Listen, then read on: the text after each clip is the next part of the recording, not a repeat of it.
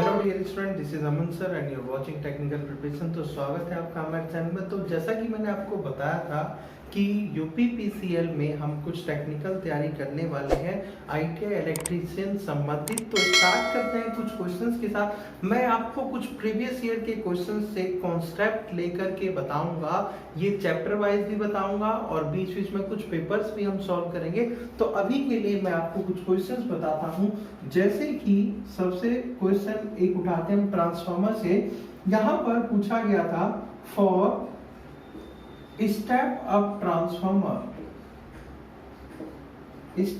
Transformer turn ratio will be, turn ratio क्या है। यानी कि क्वेश्चन, पहले आपको क्वेश्चन को समझना है ये क्या पूछना चाह रहा है, फिर आपको ऑप्शन में से वेरीफाई करना है। देखिए, अब क्वेश्चन ने कहा step up transformer turn ratio, ये दो इंडिकेट कर रहा है आपको दो चीजें। यानी कि आपको सबसे पहले स्टेप अप ट्रांसफार्मर के बारे में पता होना चाहिए और टर्न रेशियो के बारे में पता होना चाहिए। स्टेप अप ट्रांसफार्मर जो वोल्टेज को बढ़ा कर दे, यानी कि जिसके प्राइमरी में जो है नंबर ऑफ टर्न कम हो और सेकेंडरी में नंबर ऑफ टर्न ज्यादा हो, वही होता है स्टेप अप ट्रांसफार्मर। अब यहाँ पर टर्न रेशियो पूछा गया है। टर्न रेशियो को रिप्रेजेंट करते हैं के से, टर्न रेशियो को रिप्रेजेंट करते हैं के से, और जो हमारा फॉर्मूला होता है वो हमारा होता है NS अपॉन में NP। यहाँ पर NS ग्रेटर है और NP जो है वो कम है, तो इसका जो रेशियो होगा वो होगा ग्रेटर देन 1, यानी एक से अधिक। जो इसका टर्न अनुपात होगा स्टेप अप ट्रांसफार्मर का वो होगा हमारा एक से अधिक। तो इसके लिए कुछ नहीं था, बस हमें स्टेप अप ट्रांसफार्मर के बारे में पता होना चाहिए था और टर्न रेशियो के बारे में जानकारी होनी चाहिए थी। जो फॉर्मूला था वो फॉर्मूला हमने लगाया। अच्छा, अगर स्टेप डाउन ट्रांसफार्मर होता तो उसकी जगह होता लेस देन 1, और अगर आइसोलेशन ट्रांसफार्मर होता तो k इक्वल टू 1 होता। तो इसके साथ साथ आप ये तीनों चीजें भी याद रख लीजिए, कोई दिक्कत नहीं है। जरूरी नहीं है कि क्वेश्चन वही होगा जो मैं बता रहा हूं, क्वेश्चन का मेथड वही रहेगा, कॉन्सेप्ट वही रहेगा, क्योंकि सिद्धांत तो नहीं बदल जाएंगे ना। तो बस इसी तरह से क्वेश्चन को देखना है, दिमाग लगाना है और बिल्कुल हड़बड़ी नहीं करनी है, आराम से कॉन्सेप्ट के साथ उसे सॉल्व कर देना है। फटाफट से इसे नोट करिए। अगला क्वेश्चन देखते हैं। क्वेश्चन ये था कि एम्पियर सेकेंड किससे संबंधित है, रिलेटेड टू, और ऑप्शन में थे voltage, current, charge, voltage, current, charge और रेजिस्टेंस यानी कि ओम, जो भी कह लीजिए। दोबारा देखिए, एम्पियर सेकेंड किससे संबंधित है, वोल्टेज से, करंट से, Q यानी कि चार्ज और R यानी कि रेजिस्टेंस। तो यहाँ पर बहुत ही सीधी सी बात है, हमें इसका रिलेशन पता होना चाहिए। देखिए, यहाँ पर जैसा कि हमने करंट की डेफिनेशन पढ़ी थी, I बराबर Q अपॉन में T, यानी कि I जो है वो है करंट, Q है हमारा चार्ज और T है हमारा टाइम, क्योंकि करंट की डेफिनेशन तो यही कहती है। ध्यान से देखिए, करंट जो है flow of charge in unit time, जो फॉर्मूला होता है वो मैंने लिख दिया। अब यहाँ पे अगर इसको SI यूनिट से रिलेट करें तो करंट की SI यूनिट होती है एम्पियर, चार्ज की होती है कूलम और टाइम की होती है सेकंड, तो यहाँ पर मुझे कुछ रिलेशन नजर आ रहा है। यानी कि अगर इसको मैं यहाँ पर मल्टीप्लाई कर दूं तो ये हो जाएगा एम्पियर गुना में सेकंड बराबर कूलम, एम्पियर बराबर सेकंड और कूलम, यानी कि कूलम जो है वो चार्ज का रिलेशन है, यानी चार्ज की ऐसा यूनिट है। तो मैं ऐसा कह सकता हूं कि ये जो है ये हमारा चार्ज से रिलेटेड होगा। देखिए, क्वेश्चन कुछ भी नहीं था, बहुत ही इजी था, बस देखने में थोड़ा डिफिकल्ट लग रहा था। तो आपको छोटे छोटे रिलेशन बड़े बड़े क्वेश्चंस को सॉल्व करने में बहुत ही जो है हेल्पफुल हो सकता है। तो क्वेश्चन को अच्छे से समझना है और कॉन्सेप्ट फटाक से अप्लाई कर देना है। तो फटाफट इसको नोट करिए। चलिए देखते हैं क्वेश्चन नंबर 3 क्या कहना चाह रहा है। थर्मोकपल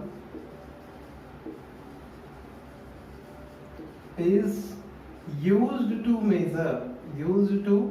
measure यानी थर्मोकपल को किस चीज को मापने के लिए यूज किया जाता है। ऑप्शन में था लो टेम्परेचर, हाई टेम्परेचर, और इसी तरह से कुछ ऑप्शन थे टेम्परेचर रिलेटेड थे।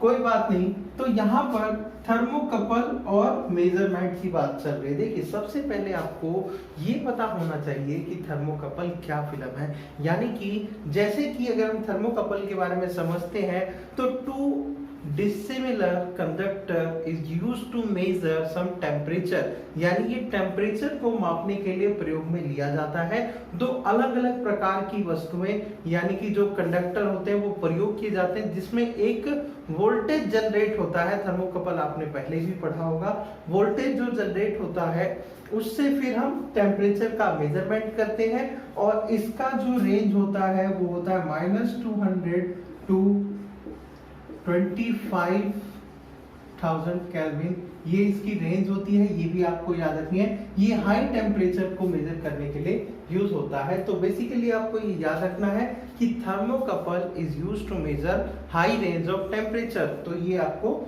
याद रखना है, फटाफट से इसे नोट करेंगे। क्वेश्चन नंबर 4 क्या कहना चाहता है देख लेते हैं। क्वेश्चन नंबर 4 में ये कहना चाह रहा है कि Zener diode is used for, यानी जेनर डायोड का यूज क्या होता है। यानी कि इलेक्ट्रॉनिक्स में यदि आपने डायोड का यूज पढ़ा होगा तो यहां पर ऑप्शन में था constant output, B reduce voltage, C increase voltage. ठीक है, कुछ इस तरह से ऑप्शन था। सबसे पहले जेनर डायोड के बारे में आपको मैं बताना चाहता हूं। ये फिल्टर सर्किट में यूज होता है और इसके साथ इनपुट में एक लिमिटिंग रेजिस्टेंस लगा रहता है। मैं आपको डायग्राम बना के दिखा देता हूं। तो यहाँ पर ये देखिए जेनर डायोड के साथ एक लिमिटिंग रेजिस्टेंस लगा होता है सीरीज में, जो कि इनपुट में करंट को एडजस्ट करके आउटपुट में हमेशा कांस्टेंट वोल्टेज रखता है। यानी ये मोस्टली फिल्टर सर्किट में लगा होता है जहां बैटरी चार्जिंग की आवश्यकता होती है। तो इस हिसाब से ये जो हमारा होगा वो कांस्टेंट आउटपुट रहेगा, कांस्टेंट वोल्टेज रखेगा। तो इस तरह से आपको यदि फंक्शन पता है, उसके यूज पता है और उसका वर्किंग पता है तो क्वेश्चन का टाइप कुछ भी हो, जरूरी नहीं है कि जेनर डायोड का यूज ही पूछा है। अगर आपको उसका आउटपुट कैरेक्टरिस्टिक्स पता है, फंक्शन पता है, तो आप क्वेश्चन को किसी भी तरीके से सॉल्व कर सकते हैं। फटाफट से इसे नोट करेंगे। देखते हैं नेक्स्ट क्वेश्चन क्या है।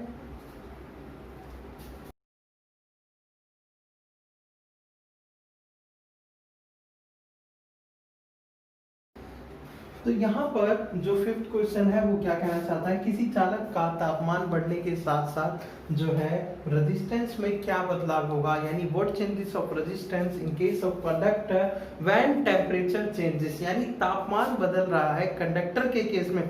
तो यहाँ पर आप क्वेश्चन को रिलेट कैसे करेंगे। देखिए दो तरह के मटेरियल होते हैं, एक होता है एनटीसी और एक होता है पीटीसी, विच मीन्स एनटीसी का मतलब होता है नेगेटिव टेम्परेचर कोफिशिएंट और पीटीसी का मतलब होता है पॉजिटिव टेम्परेचर कोफिशिएंट, यानी कि जो है धनात्मक ताप गुणक और ऋणात्मक ताप गुणक। तो ये दो तरह के मटेरियल होते हैं जो टेम्परेचर के साथ रेजिस्टेंस के बदलाव को जो है बताते हैं। यानी कि इन्हें थर्मिस्टर के नाम से भी जाना जाता है। जो पॉजिटिव टेम्परेचर कोफिशिएंट वाले मटेरियल हैं उनमें टेम्परेचर बढ़ने के साथ साथ, ध्यान से समझिएगा इसको, टेम्परेचर बढ़ने के साथ साथ रेजिस्टेंस भी बढ़ता है। दोबारा सुनिए, पॉजिटिव टेम्परेचर कोफिशिएंट वाले जो पदार्थ होते हैं उनमें तापमान बढ़ने के साथ साथ प्रतिरोध भी बढ़ जाता है,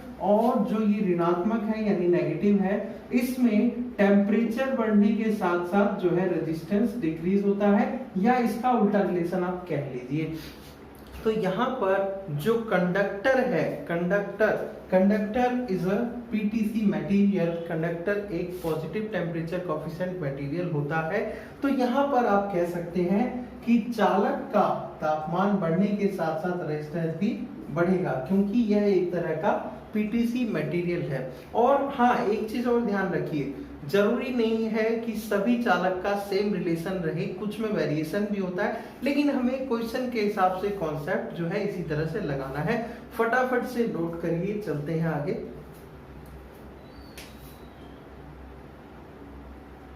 तो ये था कुछ यूपीपीसीएल टेक्नीशियन ग्रेड 2 का कुछ सैंपल क्वेश्चंस। तो इसी तरह से हम आपके लिए नेक्स्ट वीडियो में बहुत सारे क्वेश्चंस लेके आने वाले हैं, बहुत सारे कॉन्सेप्ट लेके आने वाले हैं। जहां भी जिसको भी टेक्निकल रिलेटेड कोई प्रॉब्लम है, क्वेश्चन पेपर की रिक्वायरमेंट है, तो अपना टेक्निकल सपोर्ट जिंदाबाद, हमसे बात करिए, हमें कमेंट करिए, हम आपकी हेल्प के लिए बिल्कुल रेडी हैं। तो पेपर के लिए घबराना बिल्कुल भी नहीं है, यूपीपीसीएल होने वाला है बिल्कुल ही आसान। अधिकतम अपडेट के लिए देखते रहिए टेक्निकल प्रिपरेशन।